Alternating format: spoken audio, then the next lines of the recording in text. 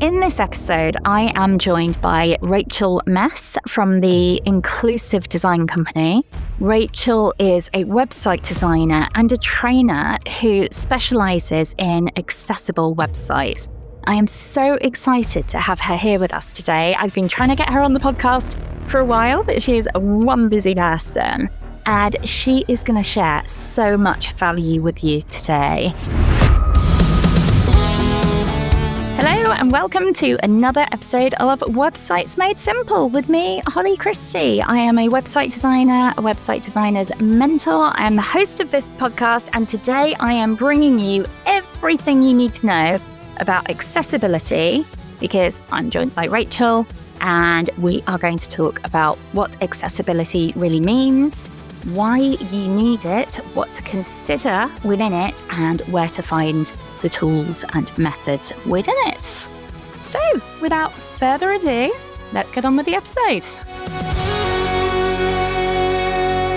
So, you have quite an interesting story, if you're happy to share it, with how come you ended up in accessibility. Yeah, so I got into accessibility because my sister is visually impaired, but I always find it quite embarrassing because I'm very used to considering accessibility almost like out in the real world.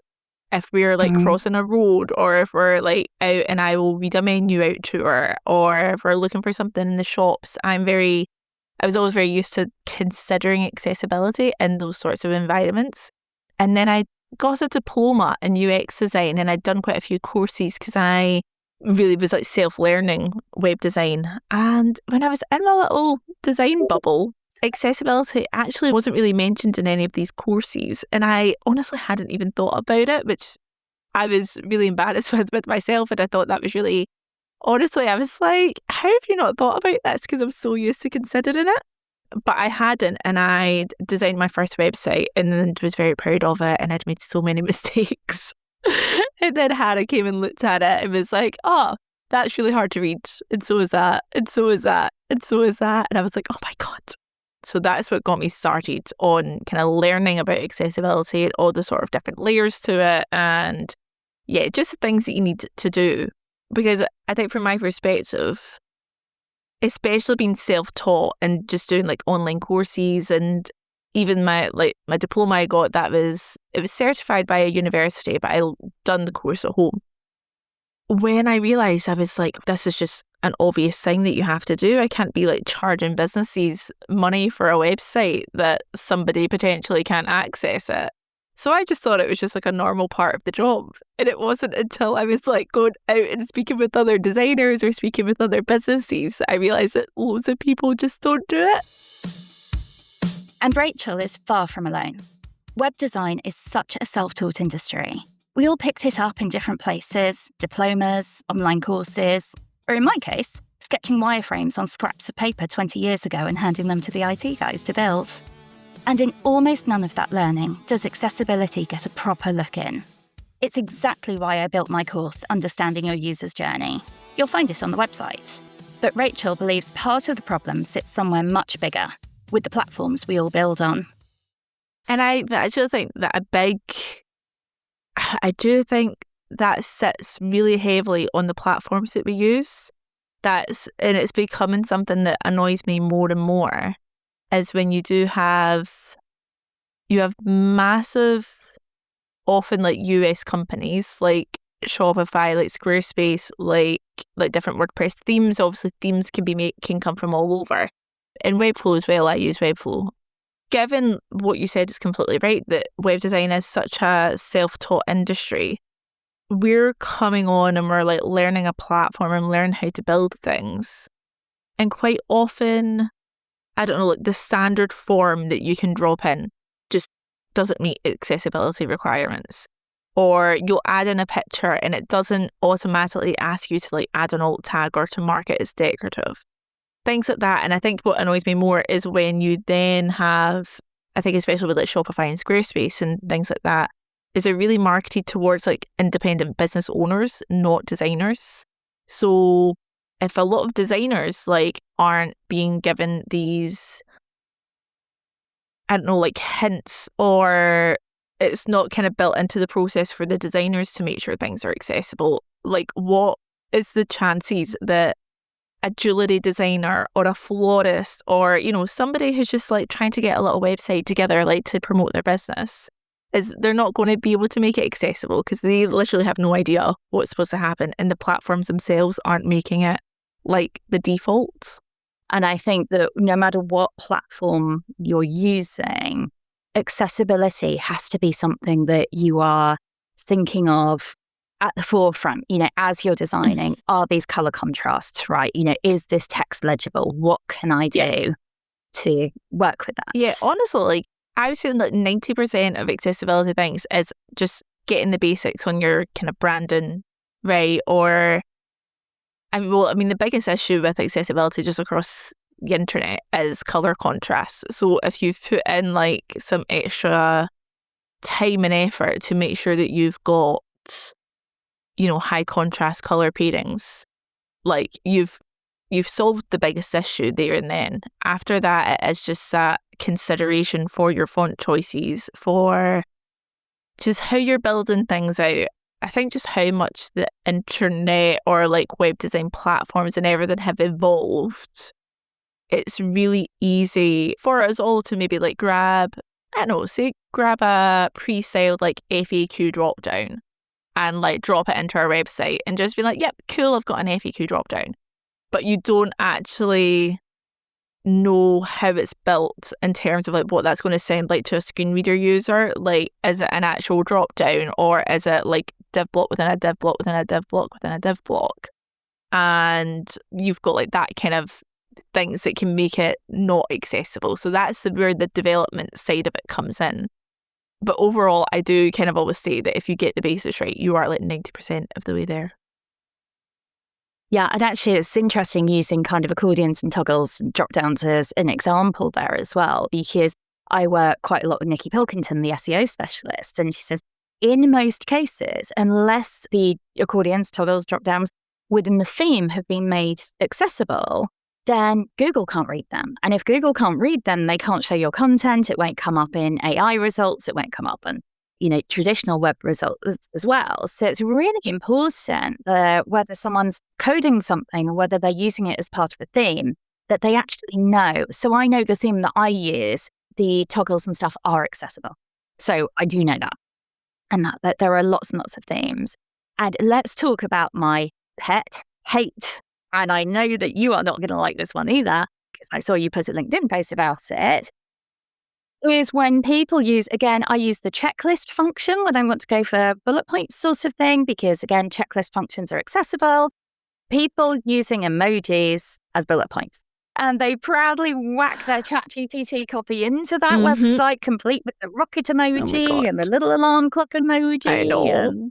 They're just so, they drive me crazy, because in general, when it comes to all of these points about accessibility, is that I'm very forgiving when it's like you're kind of new business owner or you're like small business owner who literally hasn't got a clue and like about any of this, because like kind of why would they?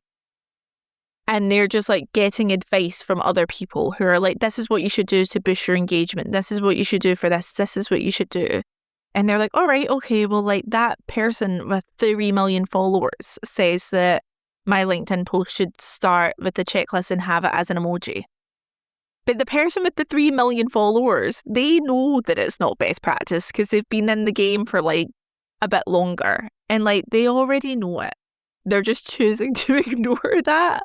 But I think that's what always annoys me, is when you have industry experts that advise like against accessibility best practices and maybe just don't even they might not even mention it. I think it wouldn't bother me as much if they were like, okay, I always think that it's best to use emojis for your bullet points because it helps break things up, blah, blah, blah.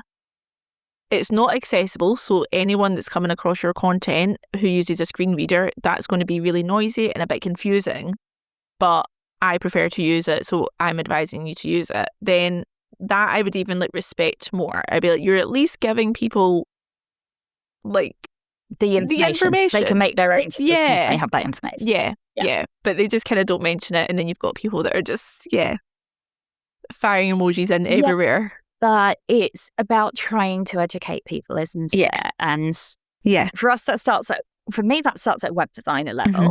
But for you, you're really going out there as the warrior to accessibility. I love it. I love seeing people come up on LinkedIn and, with your don't do this or do this, or this is my story, or this is my client's story.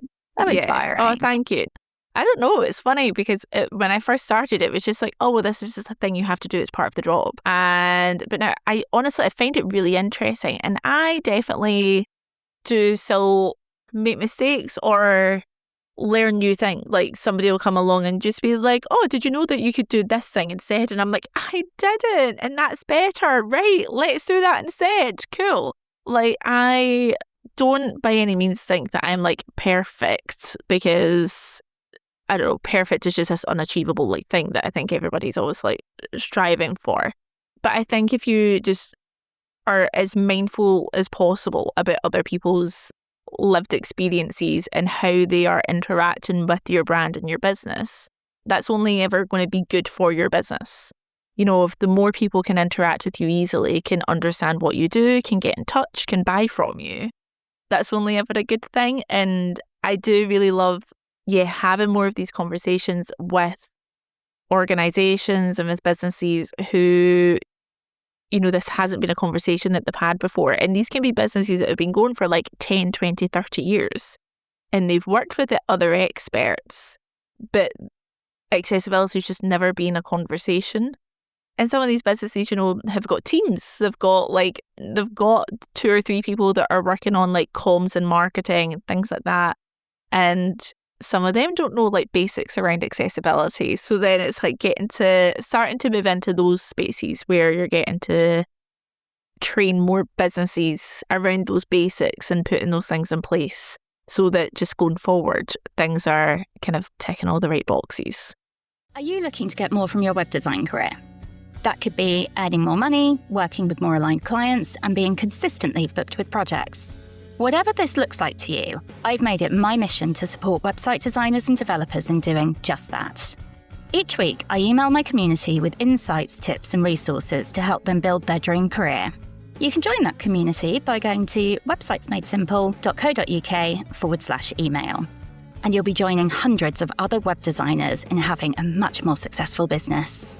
That's websitesmadesimple.co.uk/email. I spend a lot of time with clients in the HR space, and DEI comes up in it a lot.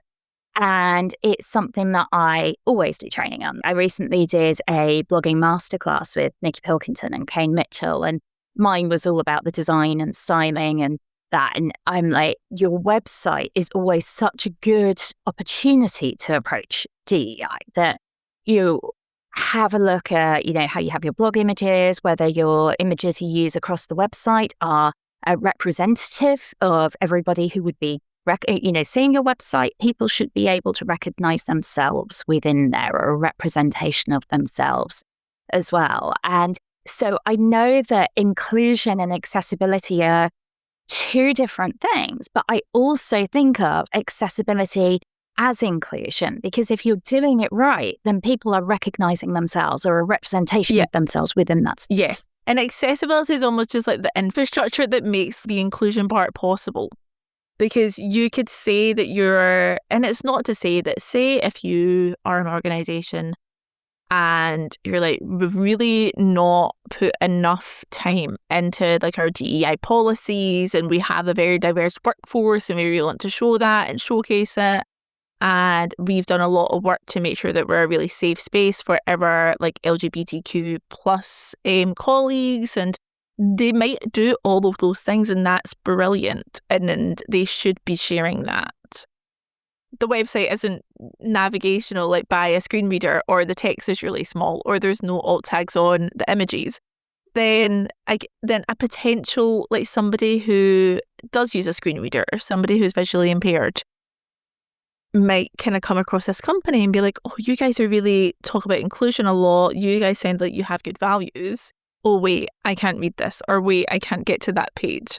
or, so it's just the infrastructure that goes into making the inclusion part all sort of possible. Yeah, completely. And I loved how you said earlier as well about lived experience. And I think that's something that as web designers, we can all forget a little bit. Like sometimes we can look at the brief, we can look at the design, we can think, how am I going to get from A to B? How am I going to get from this Google Doc that's the copy and these images, which are 7,000 pixels at the time they come to us and stuff. How are we going to make this into an accessible, beautiful, fast, SEO'd website? Yep. And sometimes what we can forget, and again, I work with a lot of coaches, and so a lot of coaches are sharing their lived experience. And I would often say if they've handwritten their websites and not had a copywriter doing it, they often share too much of their lived experience. And it's about kind of bringing it around. Yeah. But not just coaches, what website owners and website designers sometimes can forget is the end user's lived experience as well, and how they're accessing things and what they're accessing. From there, Rachel and I put the world to rights on favourite colours. The short version, your favourite colour is not a brand strategy.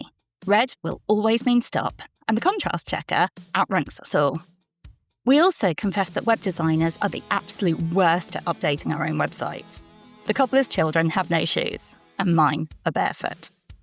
Because where accessibility really shows up is in the everyday content your clients actually touch. And that starts with the humble blog post. Blog posts is a great one to actually talk about accessibility with, because in my website manuals as well, I am teaching clients how to upload blog posts, why to upload blog posts. This is what all the blogging masterclass was about as well. And there's always a really strong focus on accessibility and things like using kind of columns or margins so that people are only ever reading a maximum of 2/3 of the screen if they're reading left to right text, and spacing. I'm always known for, I mentor website designers, and some of that will be around design. Like, they'll turn up, they'll screen share, and they're like, I can't make it work. I'm always known for saying, let the website breathe. Use a lot of space. The more space you put around something, the easier that someone can see it. And that's so important. Sometimes we want a design to be tight, but that's not going to work very well for people to that. There's always exceptions to rules, isn't there?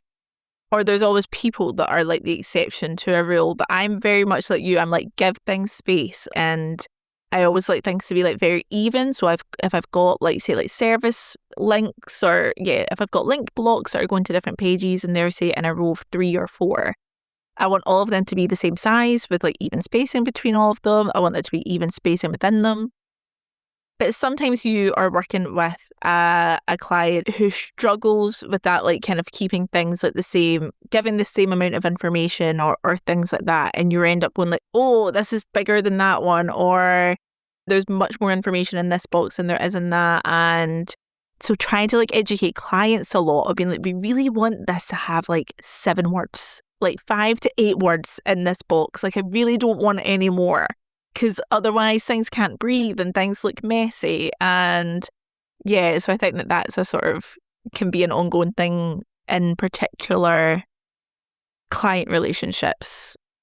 And I think I will just go in and edit the client's text to get that stuff. Like, I changed the text so that it all lined up. The theme I use, you can put separators in, like which have no styling. So it's just separate. And you can get it to flex to the kind of height of the rest of the container, because one of my absolute bugbears are when someone says, look at our brand new website and the website's beautiful, and then you have three columns that have colored backgrounds or whatever, and they're all different heights. So it's like, go back to your designer and level there's no excuse. Yep. That's just my personal No, stuff. I'm the same. I have definitely had like a couple of tricky projects where the team have been very like, no, but like we want less space here. There's too much space. And I'm like, there's not too much space. Like you're wrong. You're wrong. Right. There's not too much space. The space is there for a reason. It's really important. But it's hard, isn't it, when it's a client and they are like your paycheck and how you're going to pay your bills that month, and you're like, okay, There is that. Okay, we'll just... I do find that the more I explain to people why I've done something the way I have, you know, and say, oh, I put this here because of this, or I've done this because of that, the more that I do that, the more likely they are to embrace that. But I would say as well, I do use if it's for accessibility, you know, if it needs space for accessibility, I say, the thing is that our website owners who have been sued because their websites aren't accessible, and usually that gets people in your camp. That's a good one. And it's true. That's true. Yeah, that is true. And it's happening, Steve. And I mean, mainly it's been in America. And I have looked up the legalities around it, and it's generally an individual who will sue rather than a company, but companies have. And this just out there for website developers, because we've already mentioned it as a platform. It is a really good choice sometimes, solo business owners. But my understanding is, so what I mean is this is not based by stats or data or in any way. It's from being in web design groups and that. My understanding is that the most website groups that have been sued successfully are Shopify websites.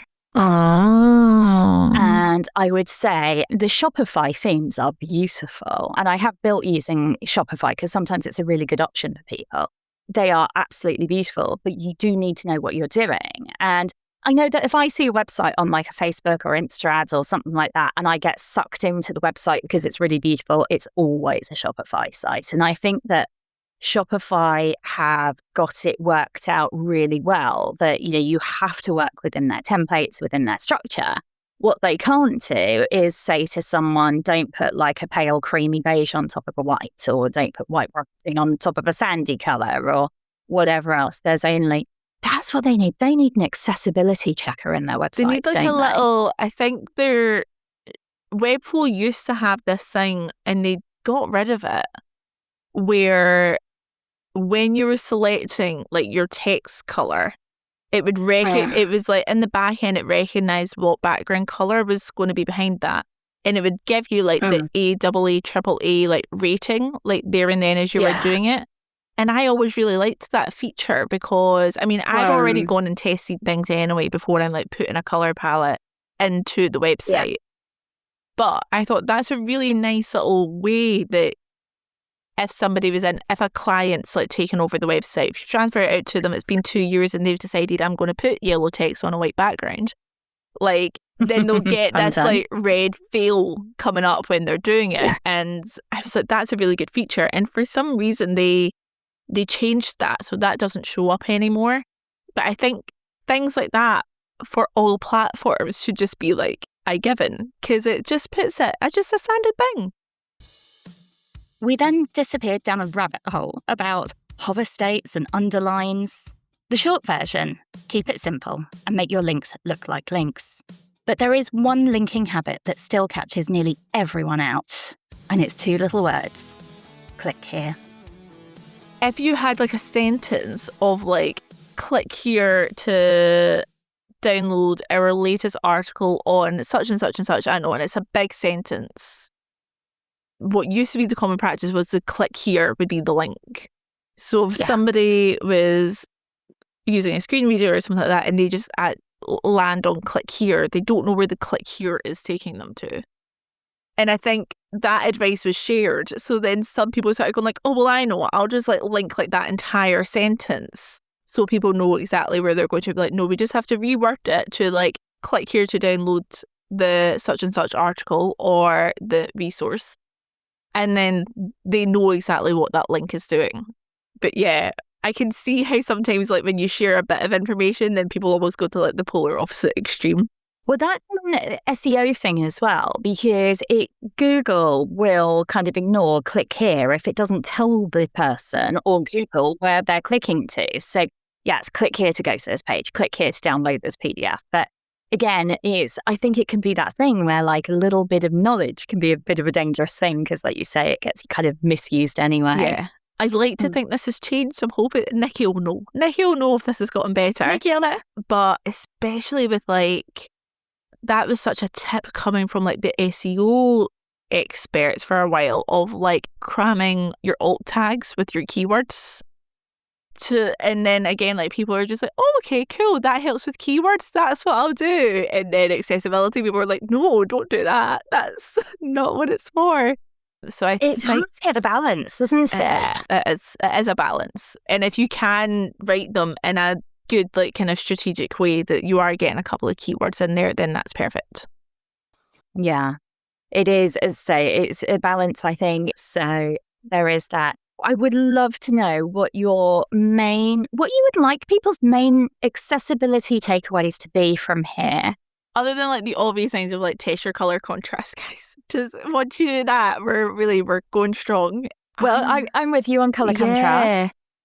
Tracing. I would always say have a backup font. So if you're using like a script handwriting font, you want to have a backup font that's a sans serif font. And if we're assuming, because most of your audience are other web designers, so I would also say, like, at the end of a project, when you've got like your staging domain and things, putting that into like Lighthouse, using like WAVE plugins to like test base. If you know that accessibility isn't something that you're super like kind of confident, in fact, even if you are confident with accessibility, because I'll still run like tests on the websites before they're live, or even maybe just like once they're launched, because with some platforms you always need to wait until there's a live website for it to test it.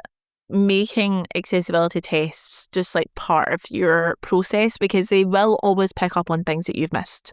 Even when you're like a pro, there'll be something where you've thrown something in, and when you've been in the middle of something, and then you've moved on to another task, and then it's been like 3 weeks and you completely forgot about it. And yeah, so I think making accessibility testing just part of your process when you're launching on that. And I would like to add with that as well, and this is, I always say about graphic designers and branding designers are not website designers. And they'll often say, when the market's tough, they'll often say, oh, yeah, we can build your website for you as well. And the difference is what they're usually designing in brand and stuff is static. So say, for example, you have on a desktop version of a website, you've got a yellow background and then you put a decorative red circle in there. So I'll often put something in there on the bottom right. It will look good. When you move it onto a mobile, that red circle is then going to overlap that yellow background. The text is going to move into it depending on your column structure. And suddenly you've got a big accessibility issue. And it doesn't mean that you necessarily need to change the design. I can just turn off that red circle on mobile so that it doesn't show, build a different container to show on mobile and not show on the desktop and tablet versions. But often designers leave the responsive design testing until the very end. And like you say, test it as you go along. So, because by the time you get to the end of a website project, you never want to see that website again. Yeah. You're like, I'm so done with this. Get out. Rachel and I could have swapped stories about websites that have wronged us all day. But that's a therapy session, not a podcast. Before we said our goodbyes, I asked Rachel where you can find her. Mostly on LinkedIn. I do have Instagram. I'll occasionally post on it, but mostly LinkedIn at Rachel Meess. The company is the Inclusive Design Company. So it's inclusivedesigncompany.co.uk.